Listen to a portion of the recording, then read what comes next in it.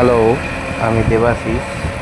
আমি এই গাড়িটার সম্বন্ধে আপনাদেরকে কিছু বলতে চাই। আমরা এই গাড়িটা 1 বছর হলো কিনেছি। মানে আগের বর্ষা সিজনে কিনেছিলাম, দুটো সিজন কাজ করেছিলাম।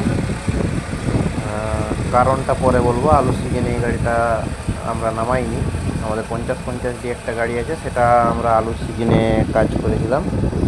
এইটা এই গাড়িটার এইটা 3 সিজন, মানে 3 নম্বর সিজনে এই গাড়িটা চলছে। মানে বর্ষা কেটেছে, বোরো কেটেছে, আবার এই বর্ষা।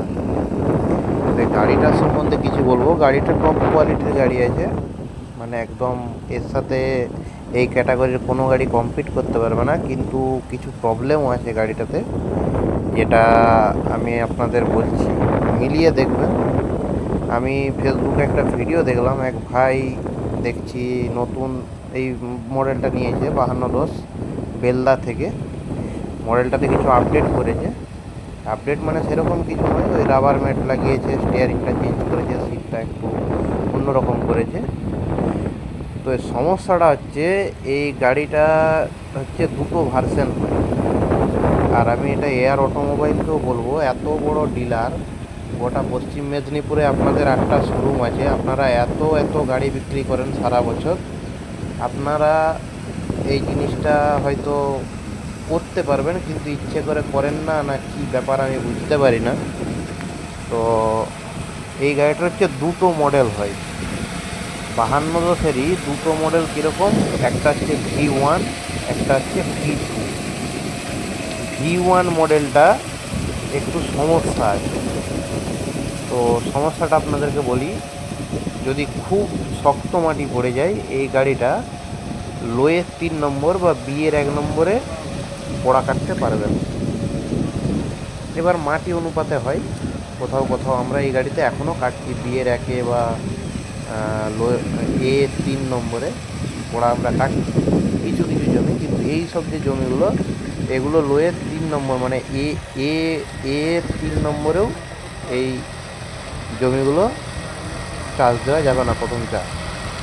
কারণ এবছর জমির অবস্থা খুব খারাপ।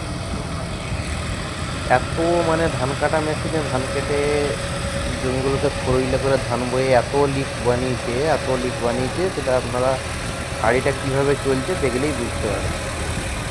তো এই গাড়িটা এখন এ 2 নম্বরে চালাতে হচ্ছে। তো যেটা বলছিলাম, এর একটা V2 ভার্সন আছে। তো সেইটায় আপনি এইটাতে যদি এ 3 নম্বরে না পোড়া কাটতে পারেন, তো সেটাতে আপনি এ 3 নম্বরে পোড়া কাটতে পারবেন। তো আপনারা এখন বলবেন কী জন্য পারবো। তো সমস্যাটা হচ্ছে, এর চালটা এ 3 নম্বরে এ 2 নম্বরের থেকে অনেকটাই বেশি, মেজারমেন্টটা একটু ডিস্টার্ব আছে। কিন্তু V2 যেই মডেলটা, সেই মডেলটা এখানে চলে না। কোম্পানিকে আমি ডিমান্ড করেছিলাম V2 মডেলটা, আমি যখন এই গাড়িটা কিনি তখন দেওয়ার জন্য।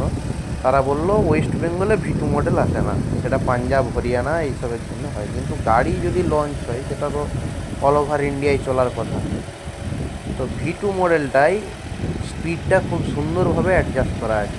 আপনারা যদি কখনো এই গাড়িটা কিনেন বা কারো কেনার ইচ্ছা হয়, অবশ্যই কোম্পানিকে বলবেন যে আমাদেরকে V2 মডেলটা দেন। যদি V2 মডেল পান, এই গাড়িটার সাথে কম্পিট করার মতো 55 হর্সপাওয়ারও আদার্স কোম্পানির কোনো গাড়ি পারবে না।